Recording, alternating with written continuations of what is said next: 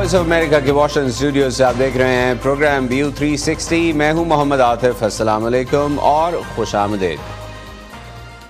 पाकिस्तानी नौजवानों की बड़ी तादाद ये समझती है कि मुल्क को जो मसाइल दरपेश हैं उनमें सबसे अहम मसला महंगाई, गुर्बत और बेरोज़गारी है। वॉइस ऑफ अमेरिका की जानिब से इप्सोस के ज़रिए कराए जाने वाले एक हालिया सर्वे में मुल्क की नौजवान आबादी यानी 18 साल से 34 साल तक की उम्र के अफराद की एक बड़ी तादाद ये चाहती है कि इंतखाबात के ज़रिए मुंतखब होने वाले नुमाइंदे बदउनवान ना हों। VOA के साइंटिफिक सर्वे से हासिल होने वाले नताइज के मुताबिक 70% नौजवानों के नज़दीक मुल्क का सबसे बड़ा मसला महंगाई है, जबकि 59% गुर्बत को एक बड़ा मसला समझते हैं। जब पाकिस्तानी नौजवानों से ये पूछा गया कि किसी भी हुकूमत की तरजीह क्या होनी चाहिए तो 59% ने कहा कि गुर्बत का खात्मा, जबकि 58% ने कहा बेरोज़गारी में कमी।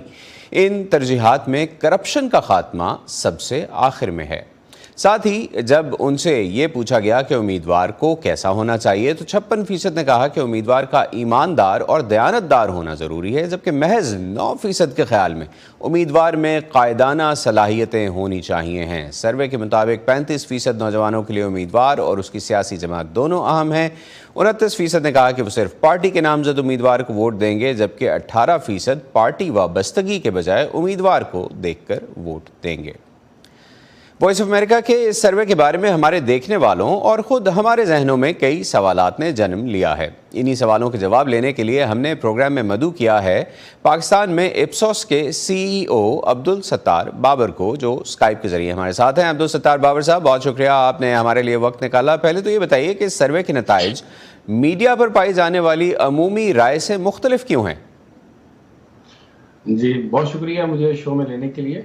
और देखें, ये बड़ी सिंपल सी बात है। जब हम मीडिया की बात करते हैं, तासुर की बात करते हैं, तो ज़्यादातर हमें जो चीज़ें इन्फ्लुएंस कर रही होती हैं वो मेन स्ट्रीम मीडिया के साथ साथ जो सोशल मीडिया के ऊपर जो डिबेट हो रही होती है, जो बातें चल रही होती हैं, और उसकी वजह से हमारे जो ज़्यादातर जो मीडिया फैटर्निटी से लोग जो वाबस्ता हैं वो ज़्यादातर जो हैं सोशल इकनॉमिक क्लासेस A और B से उनका ताल्लुक़ है।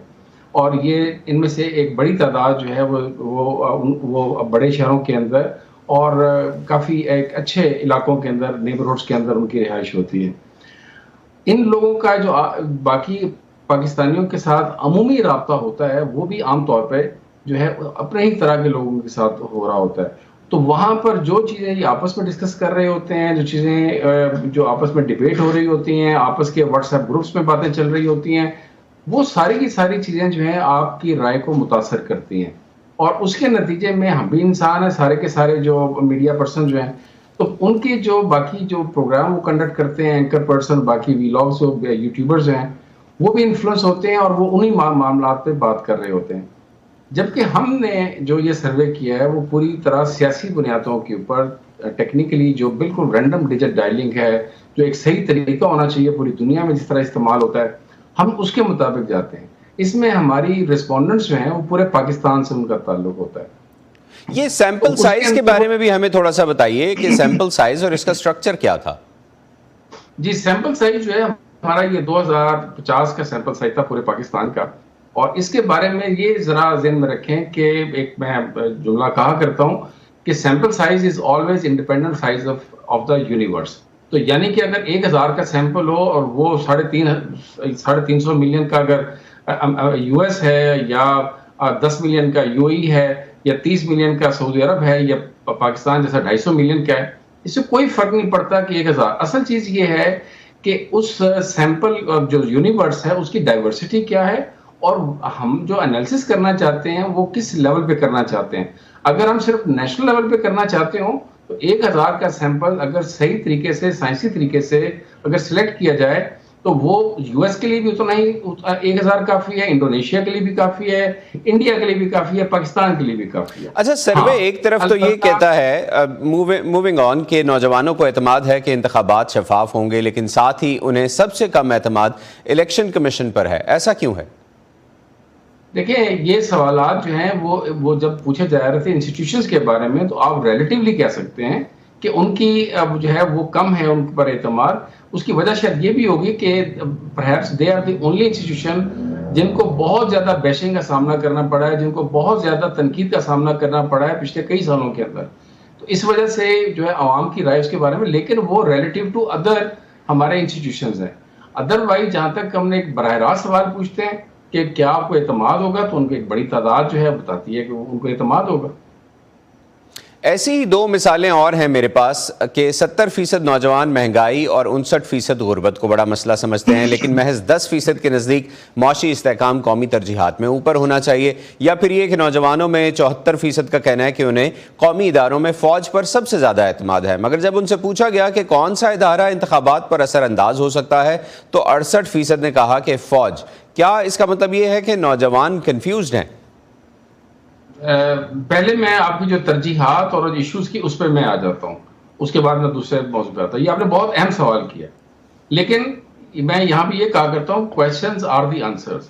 آپ جو سوال جس انداز میں پوچھیں گے جوابات اسی کے حساب سے آتے ہیں. جب ہم مسائل پوچھیں گے تو عام طور پہ ہمارا تجربہ یہ ہے پاکستان کے اندر اور باقی دنیا کے اندر بھی، لوگ مسائل ہی وہ بتائیں گے جو ان کو میڈیا بتاتا ہے، جو ان کو مین سٹریم میڈیا بتاتا ہے، جو وی لاگرز بتاتے ہیں، جو واٹس ایپ گروپس کے اندر جو باتیں چل رہی ہو، جو وہ سن رہے ہوتے ہیں، تو وہ اس کی بازگشت آپ کو سنائی دیتی ہے ایشوز کے اندر. لیکن انہی لوگوں سے، اور یہ ہمارے پاس سب کی بات نہیں ہے، یہ پچھلے 15 سالوں سے زیادہ کا ڈیٹا ہمارے پاس موجود ہے کہ جب آپ لوگوں سے پوچھتے ہیں کہ ملک کے حالات کیا ہیں تو کہتے ہیں بیڑا غرق ہو گیا، سب ہر چیز ہی خراب ہو گئی. لیکن جب انہی لوگوں سے پوچھتے ہیں کہ پچھلے 5 یا 10 سالوں کے اندر آپ کے ذاتی گھرانے کے اندر کیا تبدیلی مثبت آئی ہے یا اچھی ہوئی ہے، حالت بری ہوئی ہے، وہ کہتے ہیں اچھی ہوئی ہے. تو بھائی اب سب کے لوگوں کے گھروں میں اگر حالات بہتر ہوئے ہیں تو آپ کے ملکی حالات خراب کیسے ہو گئے؟ اچھا، جب ہم نیشنل پرائرٹیز پوچھتے ہیں تو اس کے اندر یہ بڑی بات آپ کی بالکل آپ نے ٹھیک کہی ہے کہ جب انفلیشن کی بات آئے گی تو وہ جب مسائل وہ ہمیں ہی بتائے جا رہے ہیں، لیکن جب پرائرٹی کی بات آتی ہے تو وہاں پہ وہ بھی 60% کہہ رہے ہیں کہ غربت کا خاتمہ ہونا چاہیے. رائٹ باور صاحب، بہت شکریہ. ہمارے اس سیگمنٹ کا وقت یہاں ختم ہو رہا ہے. بہت شکریہ آپ نے ہمیں جوائن کیا اور ایکسپلین کیا کہ یہ نمبرز اس رائے سے مختلف کیوں ہیں جو عمومی طور پر ہمیں دیکھنے اور پڑھنے کو ملتی ہے. شکریہ، آپ ہمارے ساتھ تھے. Thank you. نوجوانوں کی نظر میں پاکستان کے بڑے چیلنجز کیا ہیں اور وہ کس مسئلے کا ترجیحی بنیادوں پر حل چاہتے ہیں، اور کیا پاکستان کے تمام صوبوں میں بسنے والے نوجوانوں کی رائے ان مسائل کے بارے میں ایک جیسی ہے یا مختلف؟ دیکھیے وائس آف امریکہ کے یوتھ سروے میں سامنے آنے والی آراء ندا سمیر کی رپورٹ میں. حکومت بنانے کے خواہاں ملک کی تمام سیاسی جماعتیں ملک کے نوجوان ووٹرز کے ووٹ حاصل کرنے کے لیے کئی دعوے اور وعدے کر رہی ہیں، مگر کیا سیاستدان اور حکمران یہ جانتے بھی ہیں کہ نوجوان ووٹر پاکستان کے بارے میں کیا سوچتا ہے، کیا چاہتا ہے؟ ملک کے یوتھ پر کیے گئے وائس آف امریکہ کے سائنٹیفک سروے میں نوجوانوں کی اکثریت کا یہ کہنا تھا کہ معاشی مسائل کا حل حکومت کی اولین قومی ترجیح ہونے چاہیے. سروے میں جب یہ سوال سامنے رکھا گیا کہ ملک کی موجودہ صورتحال میں پاکستان کو سب سے بڑا کون سا چیلنج درپیش ہے، تو 2/3 اکثریت کا کہنا تھا مہنگائی. اس میں کچھ شک نہیں کہ گزشتہ چند سالوں میں ملک میں مہنگائی کئی گنا بڑھی ہے، جس سے شہریوں کی مشکلات میں اضافہ ہوا ہے. تقریباً 60% جوان غربت اور بے روزگاری کو بھی ملک کے سب سے بڑے چیلنجز میں شامل کرتے ہیں اور اس کا حل چاہتے ہیں. یہ رائے پاکستان کے شہری اور دیہی علاقوں میں ایک جیسی ہی نظر آتی ہے. عام تاثر یہ ہے کہ پاکستان کے اندر لوگ کرپشن کو سب سے بڑا مسئلہ سمجھنے لگ گئے ہیں، لیکن جب نوجوانوں سے ان کی ٹاپ پرائیورٹیز کے بارے میں رائے لی گئی تو کرپشن کا خاتمہ ان کی ترجیحات میں 8ویں نمبر پر تھا. تعلیم اور قانون کی حکمرانی دیگر صوبوں کے مقابلے میں بلوچستان کے نوجوانوں کے لیے زیادہ اہمیت رکھتے ہیں. اسی طرح معاشی اسٹیبلٹی سندھ کے نوجوانوں کے لیے دیگر صوبوں کے مقابلے میں زیادہ اہم ہے. ہر 5 میں ایک نوجوان ملک کے انفراسٹرکچر میں بھی بہتری چاہتا ہے. سیاست میں فوج کی مداخلت، جبری گمشدگیاں، دہشت گردی، انتہا پسندی، خراب سفارتی تعلقات، بڑھتی آبادی، کلائمیٹ چینج جیسے مسائل موجودہ صورتحال میں نوجوانوں کے نزدیک کوئی زیادہ بڑے چیلنجز نہیں. اس سروے کی مزید تفصیل کے لیے ہماری ویب سائٹ پر آئیے www.urduvoa.com. آپ اس سروے کو دیکھ کر کوئی بھی رائے قائم کر سکتے ہیں، لیکن یاد رہے کہ حقائق کئی بار آپ کی رائے سے مختلف بھی ہو سکتے ہیں. پاکستانی نوجوان مہنگائی، غربت اور بے روزگاری کا خاتمہ چاہتے ہیں. یہی آپ نے اس پیکج میں بھی دیکھا. کیا 8 فروری کو انتخاب جیت کر آنے والی پارٹیاں نوجوانوں کو یہ ڈیلیور کر پائیں گی اور کیسے؟ بات کرتے ہیں اس پر ایس ڈی پی آئی کے ڈیپٹی ایگزیکٹو ڈائریکٹر ساجد امین جاوید سے، جو اسکائپ کے ذریعے ہمارے ساتھ ہیں. ساجد امین صاحب، بہت شکریہ آپ ہمارے ساتھ ہیں. یہ اعداد و شمار آنے والی منتخب حکومت کے لیے کیا پیغام دے رہے ہیں؟ انہیں کن شعبوں پر توجہ دینی ہوگی کہ تقریباً 6 کروڑ نوجوان آبادی کے لیے مناسب اور بہتر پالیسیاں بنائی جا سکیں؟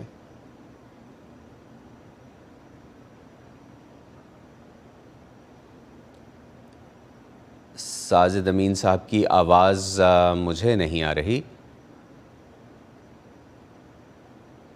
ہم کوشش کرتے ہیں کہ ساجد امین صاحب سے رابطہ دوبارہ کیا جا سکے جس میں ہم ان کی آواز سن بھی پائیں. بات ہم کر رہے ہیں کہ نوجوانوں کی ترجیحات کیا ہیں. جب ہم نے یہ سروے کیا تو نوجوانوں سے پوچھا کہ ان کے نزدیک پاکستان کے بڑے مسائل کیا ہیں, جس میں ظاہری طور پر جو جوابات ملے وہ وہی تھے جن کی توقع بھی کی جا سکتی تھی کہ اکنامک ایشوز سب سے اوپر آتے ہیں. نوجوانوں کو لگتا ہے کہ مہنگائی بہت بڑھ گئی ہے, غربت بہت بڑھ گئی ہے, بے روزگاری نوجوانوں کے لیے خاص طور پر ایک بڑا مسئلہ ہے. پاکستان ایک ایسا ملک ہے جس کی نوجوان آبادی کی تعداد بہت زیادہ ہے اور اس آبادی میں سے لاکھوں لوگ ہر سال اپنی تعلیم مکمل کر کے یا عمر کے ایک ایسے حصے میں پہنچ جاتے ہیں کہ انہیں جاب مارکیٹ کا حصہ بننا ہوتا ہے. وہ نوجوان آبادی جو کہ اب جاب مارکیٹ کا حصہ بننا چاہتی ہے, اس کے مسائل پر ہم بات کر رہے ہیں اور ساجد امین صاحب کے پاس دوبارہ چلتے ہیں. ساجد امین صاحب, بات ہو رہی تھی کہ حکومت کی کیا ترجیحات ہونی چاہیے, کیا پالیسیز بنانی چاہیے حکومت کو؟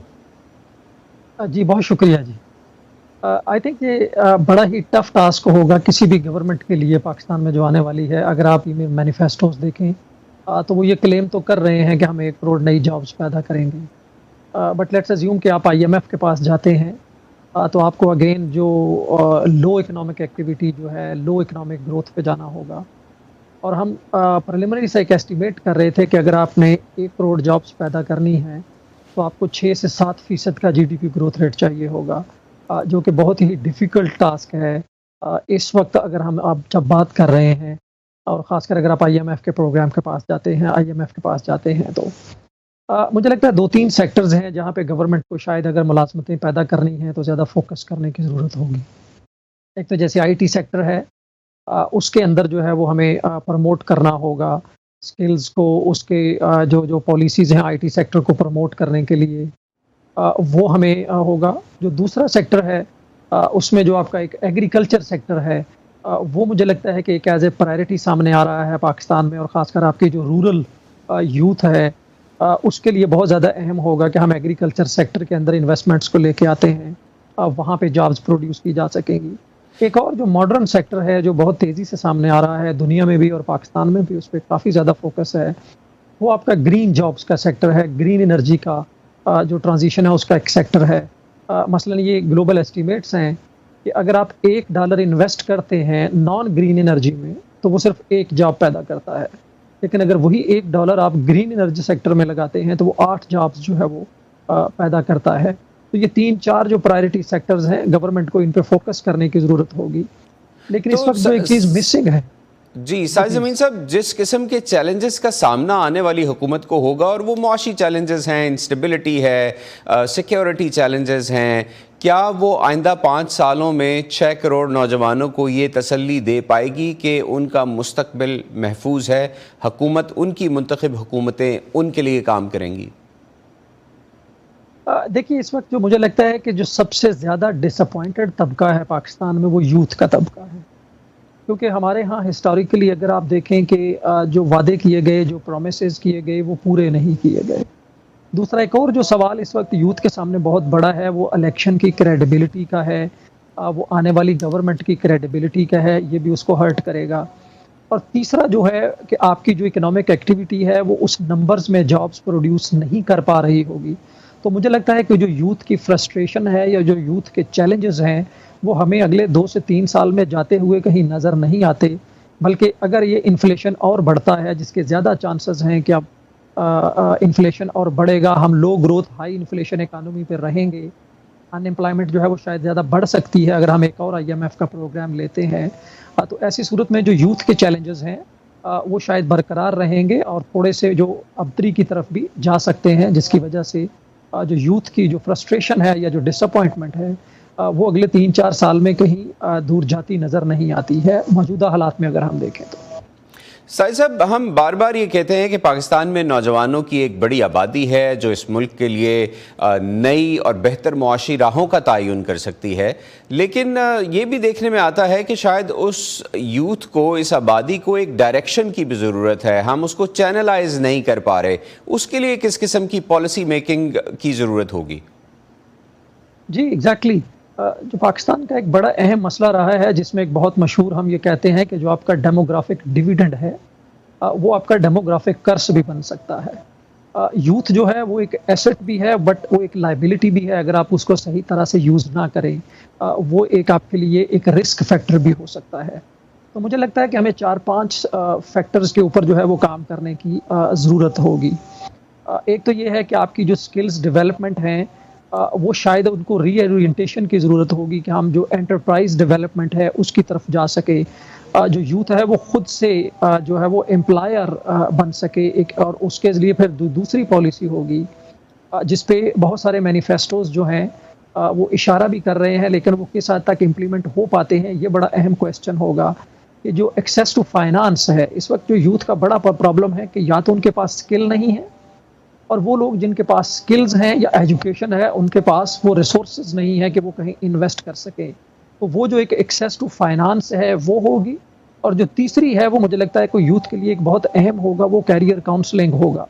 تو ہمیں ان 3-4 چیزوں کو ملا کے ہم جو ہے وہ یوتھ کے لیے کچھ اپرچونیٹیز جو پروڈیوس کر سکتے ہیں. لیکن سب سے اہم جو چیز ہوگی وہ ہمارے ہاں پولیٹیکل سٹیبلٹی کا ہونا اور اکنامک سٹیبلٹی کا ہونا ہے. کیونکہ آپ اتنی بڑی ہائی جو یوتھ پاپولیشن ہے with a very large population growth, بہت مشکل ہوگا کہ آپ لو جاب پہ رہتے ہوئے، لو گروتھ پہ رہتے ہوئے آپ ان جو یوتھ ہے ہماری، جو تقریباً 20 لاکھ نئے لوگ ہر سال جاب مارکیٹ میں جو ینگ لوگ ہیں وہ انٹر ہوتے ہیں، ان کو جواب دے سکیں. تو پاکستان کو 4-5 ڈائمینشنز پہ کام کرنا ہو. جی بہت شکریہ ساجد امین جاوید صاحب، آپ نے ہمارے پروگرام کے لیے وقت نکالا اور بات کی ان ایشوز کے بارے میں جو اس سروے میں یوتھ کے ذریعے سامنے آئے ہیں. اسی پر مزید بات کرتے ہیں، سامنے آنے والے نتائج پر. اب ہم بات کریں گے تجزیہ کار مشرف زیدی سے. مشرف، بہت شکریہ آپ ہمیں جوائن کر رہے ہیں. نوجوان جن کے نزدیک مہنگائی، غربت اور بے روزگاری بڑے چیلنجز ہیں، وہ یہ بھی سمجھتے ہیں کہ منتخب امیدوار ان کی ترجیحات اور مسائل سے ناواقف ہوتے ہیں. کیا وجہ ہے اس ڈس اپوائنٹمنٹ کی؟ دیکھیے، سب سے بڑا اس میں ایک تو یہ کہ یہ سروے جو ہے یہ بڑا ایک اہم جو ہے کردار ادا کرتا ہے.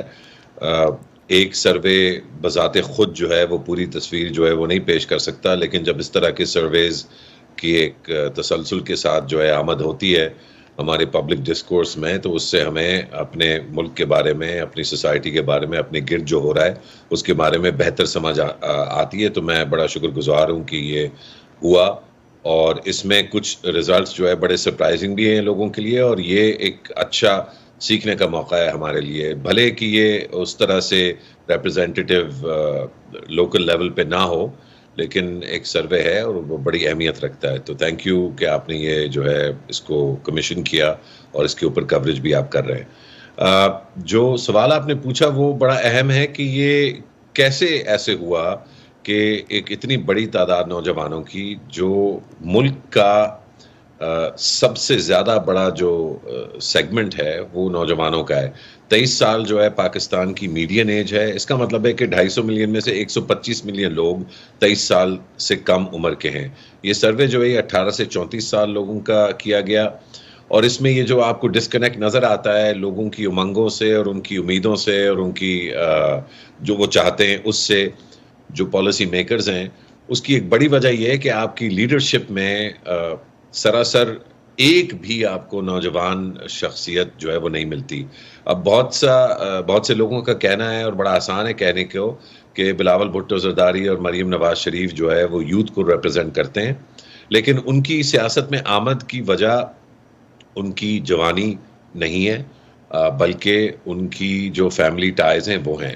یوتھ کو کسی طرح سے کوئی ترجیح کسی شعبے میں کبھی بھی جو ہے نہیں دی جاتی. ہاں، جب سیاستدانوں کو لوگوں کو استعمال کرنا ہوتا ہے، خاص طور پہ ینگ لوگوں کو، تاکہ وہ سوشل میڈیا پہ ٹرینڈز چلا سکیں، اکثر ان ٹرینڈز کی نوعیت انتہائی بیہودہ اور جو ہے بدرنگ ہوتی ہے اور ہمارے پبلک ڈسکورس کو کنٹامنیٹ کرتی ہے، تو پھر جوانوں کا استعمال کیا جاتا ہے. مگر جوانوں کے جو ایشوز ہیں وہ صاف ظاہر ہے، ان کو بھی پتہ ہے، اور جو بڑے بوڑھے جو ملک کو چلا رہے ہیں سب کی عمر جو ہے 60 65 70 سال سے زیادہ جن کی ہے. یعنی آپ یہ کہہ رہے ہیں کہ نوجوانوں کو استعمال تو کیا جا رہا ہے لیکن سوچا ان کے لیے نہیں جا رہا ہے. آگے اس سے آگے بڑھتے ہوئے ایک اور سوال یہ ہے کہ 56% نوجوانوں کے نزدیک سیاستدانوں کا کردار اور دیانتداری اہم ہے، محض 9 اور 4% کے نزدیک لیڈرشپ اور پالیسی میکنگ کوالٹی اہم ہے. کیا پاکستانی نوجوان آج کے دور میں بھی صادق و امین کی بحث میں الجھے ہوئے ہیں؟ سپریم کورٹ کا فیصلہ اس کے خلاف آ چکا ہے بائی دی وے.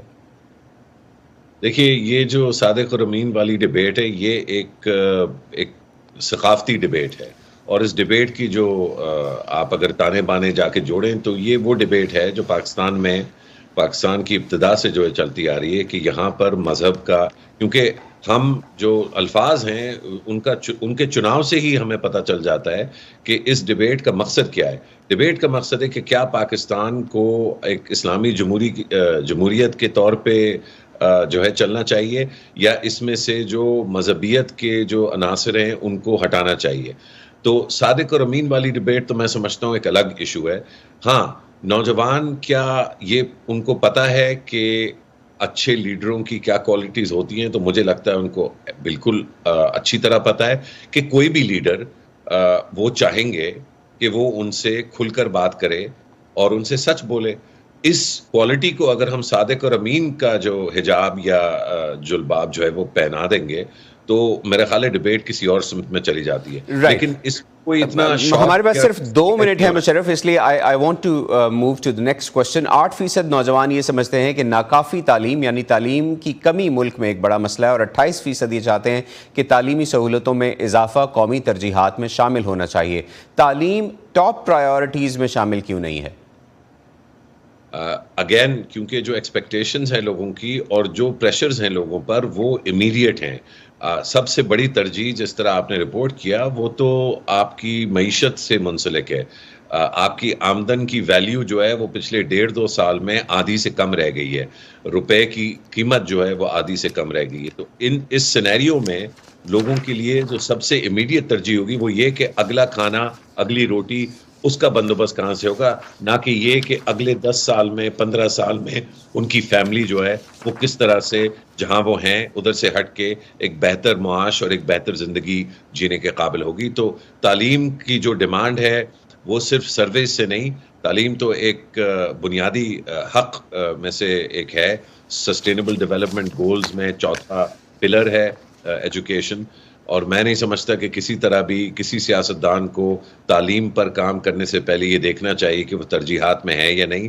کوئی بھی معاشرہ اس دور میں تعلیم کے بغیر آگے نہیں چل سکتا، اور ایک بڑی وجہ کہ پاکستان اسی دلدل میں بار بار اپنے آپ کو پاتا ہے جس میں وہ آج پاتا ہے، اس کی ایک بڑی وجہ یہ ہے کہ سیاستدانوں نے، لیڈروں نے اور فوج نے تعلیم پر ترجیح نہیں دی. بہت شکریہ مشرف زیدی، آپ نے ہمیں جوائن کیا اور ہمارے ساتھ اس سروے کے نتیجے میں آنے والے جو نتائج تھے ان پر بات کی. آپ کا بہت شکریہ. اسی پر ختم کرتے ہیں آج کا ویو 360. آج کے پروگرام سے محمد عاطف کو اجازت دیجیے. خدا حافظ and have a very good weekend.